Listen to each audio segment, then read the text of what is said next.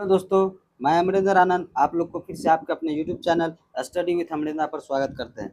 दोस्तों आज हम आपको 10वां क्लास का समांतर श्रेणी का 10 महत्वपूर्ण ऑब्जेक्टिव क्वेश्चन बताएंगे जो आपको एग्जाम में बहुत हेल्पफुल होगा और एग्जाम की दृष्टि से ये बहुत महत्वपूर्ण है। तो चलिए जानते हैं और समझते हैं। जैसे इसमें जो समांतर श्रेणी होता है, तो इसमें आप पढ़े होंगे प्रथम पद को ए बोलते हैं, दूसरा पद को ए2 बोलते हैं, तीसरा पद को ए3 बोलते हैं। लेकिन इसका निकालने का जो फॉर्मूला होता है, प्रथम पद तो यही होता है और दूसरा पद क्या होता है, ए प्लस डी। क्योंकि देखिए जब ये दूसरा पूछा जाए तो एक डी कम कर देना है, मतलब जैसे दूसरा तो दो में से एक घटाएंगे तो एक हुआ, ए सब में रहेगा और डी में हमेशा चेंज करना है तो डी एक कर देना है। तो एक लिखिए ना लिखिए बात बराबर है। तो जैसे तीसरा पद पूछा जाएगा तो ए प्लस टू डी, तीन में से एक को घटा लेंगे तो डी में ही चेंज करना है हमेशा। अगर चौथा पद पूछा जाएगा तो ए प्लस थ्री डी, डी में ही हम चेंज कर रहे हैं, वही टाइप से आपको भी करना है। और इसमें एनवां पद जो ज्ञात करना है उसके लिए जो फॉर्मूला होता है, एन को हम टी एन भी बोलते हैं, एल भी बोलते हैं, कहीं कहीं पर लिखा रहता है, ठीक है। और हम हिंदी में इसको अंतिम पद भी बोलते हैं। तो ये भी ध्यान रखिएगा, इसका जो फॉर्मूला होता है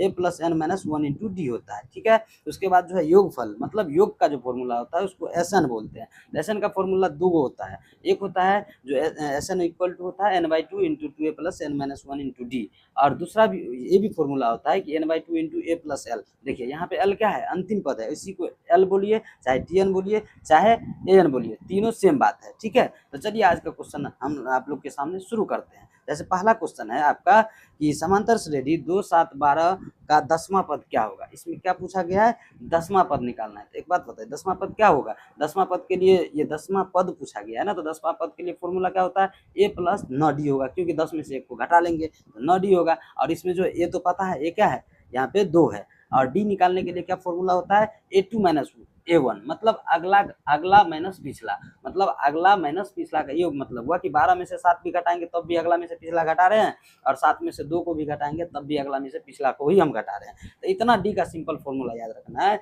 कि अगला में से हमको पिछला घटाना है। तो इसको फॉर्मूला के टाइप में लिखना चाहेंगे आप डी का, तो ए2 माइनस ए1 या ए3 माइनस ए2 होता है, समझे।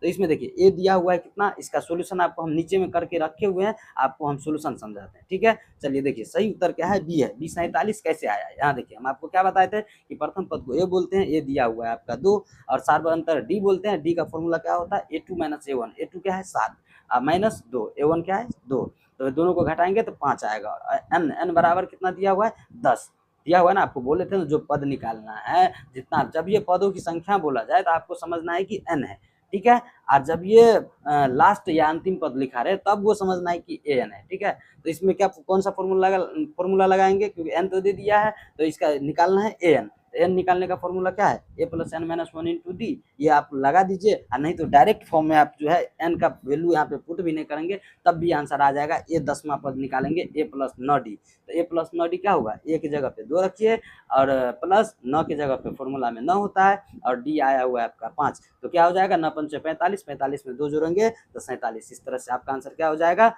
Option B. ऑप्शन बी में क्या है 47, समझ रहे हैं, ठीक है। चलिए अगला क्वेश्चन पे हम लोग चलते हैं। इसका ऑप्शन क्या हो जाएगा, सही बी हो जाएगा, ठीक है। अब देखिए अगला क्वेश्चन क्या है, यदि किसी समांतर श्रेणी का प्रथम पद ए माइनस थ्री है और सार्वंतर डी टू है तो इसके प्रथम 4 पद कौन से होंगे। तो एक बात बताइए, इसमें प्रथम 4 गो पद लिखना है, ए दे दिया है, डी दे दिया, तो प्रथम 4 गो पद कैसे निकालेंगे। पहला पद तो ए दिया हुआ ही है, दूसरा पद होता है ए प्लस डी, तो ए प्लस डी, डी भी दिया हुआ है और ए भी दिया हुआ है, तो दोनों को जोड़िए। -3 में +2 करेंगे तो क्या आएगा, आपको क्या लग रहा है 5 आएगा, नहीं, यहाँ पे -3 में अगर 2 को ऐड करते हैं तो -1 आएगा। तो अब आप मिला लीजिए, दुइयों को मिल जाएगा तो हो जाएगा, आपका काम बन जाएगा। क्यों, क्योंकि देखिए पहला पद -3 है और पहला पद -3 किस किस ऑप्शन में है, तो 3 गो में है, तो एगो तो वैसे सी वाला कट गया। अब यहाँ पे बच रहा है ऑप्शन ए बी डी। अब ए बी डी जो बच रहा है तो ए बी डी को हम क्या करेंगे, ए बी डी जो बच रहा है, जैसे देखिए सी तो पहले कट गया क्योंकि यहाँ पे जो है 3 आ गया।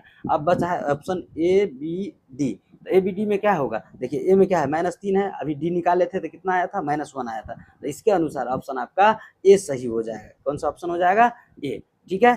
तो इस टाइप से आप समझ गए होंगे। चलिए इसके बाद नेक्स्ट क्वेश्चन, यहाँ पे जो है सॉल्यूशन भी दिया हुआ है, आप लोग जो है रोक के वीडियो देख सकते हैं। अगर चैनल पर नए हैं तो चैनल को सब्सक्राइब कर लीजिएगा। चलिए अगला क्वेश्चन, क्वेश्चन नंबर 3 क्या कहता है, देखिए क्वेश्चन नंबर 3 आपका कहता है कि समांतर श्रेणी 21 18 21, 18, 15 में कौन सा पद -81 है? मतलब कौन सा पद क्या निकालना है? -81 है। -81 का मतलब क्या हुआ कि पदों की संख्या मतलब n यहाँ पे निकालना है। क्या निकालना है? n निकालना है। तो यहाँ पे an दे दिया है। कौन सा पद -81 मतलब अंतिम पद दिया हुआ है -81।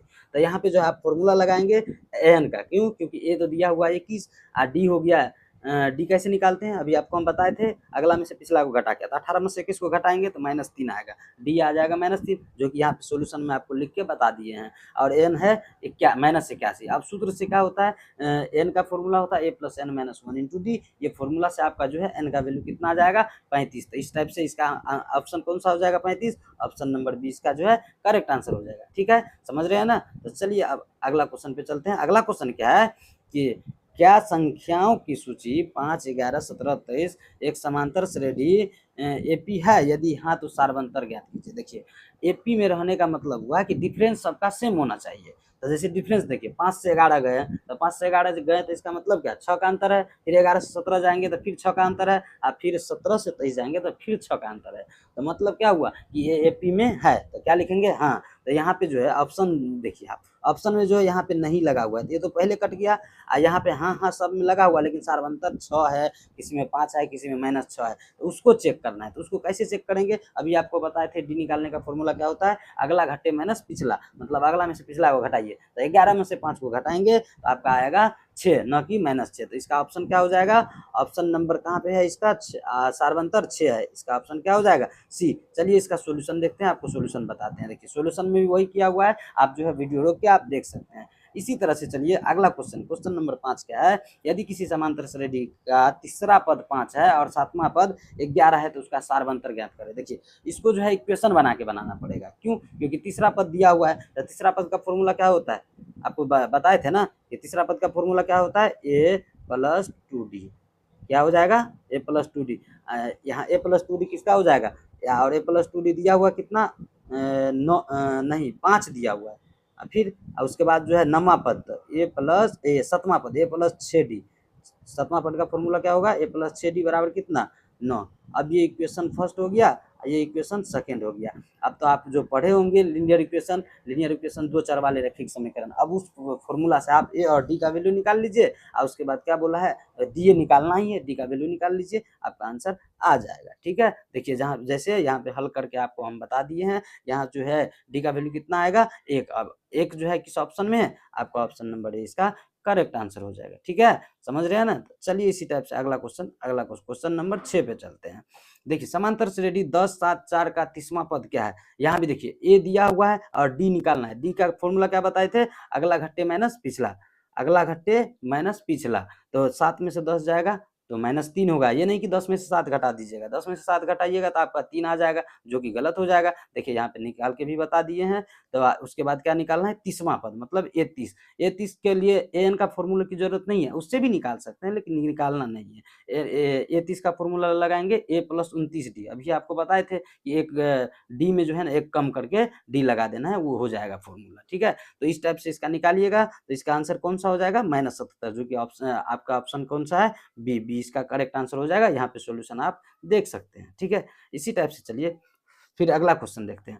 अगला क्वेश्चन नंबर 7 है, प्रथम 10 प्राकृतिक संख्या का योग क्या है? जो कि एक समांतर श्रेणी 1 2 3 डॉट डॉट डॉट 10 बनाती है। एक बात बताइए, यहाँ पे योग पूछा गया है। योग पूछा गया है तो आपको क्या बोले? योग के लिए फॉर्मूला जो होता है 2 टाइप का होता है। Sn बराबर n/2 into a plus L भी होता है, और Sn बराबर n/2 into 2a plus n-1 into D भी होता है। तो यहाँ पे कौन सा फॉर्मूला लगाएंगे? जिस फॉर्मूला का आप यूज करना चाह रहे हैं कोई दिक्कत नहीं, दोनों फॉर्मूला से बनेगा। लेकिन यहाँ पे आपको टाइम बचाना है, तो टाइम बचाना 10 बनाती है। तो 10 बनाती है का मतलब क्या हुआ कि आपका जो है लास्ट पद दिया हुआ है कितना? 10। तो 10 दिया हुआ है मतलब Tn, या समझिए कि L समझिए कि An समझिए, सब दिया हुआ है 10। तो यहाँ पे आपको क्या करना है? अब जो है इस फॉर्मूला से ये निकाल लेना है। कैसे निकालेंगे? ए तो दिया हुआ है 1, और डी निकालेंगे, 2 में से 1 को घटाएंगे तो 1 ही आएगा। डी भी निकल गया। डी का वैसे भी यहाँ पे जरूरत नहीं है। यहाँ पे ए और एल दिया हुआ है। एन जो है आपका 10 प्राकृतिक संख्या है, तो 10 गो पद हो गया, मतलब एन भी दे दिया है, एन 10 दे दिया, और एन का फॉर्मूला लगाइए, आपका ऑप्शन कौन सा आंसर आ जाएगा? ऑप्शन नंबर बी 55, मतलब 55 इसका करेक्ट आंसर हो जाएगा, ऑप्शन नंबर बी। ठीक है।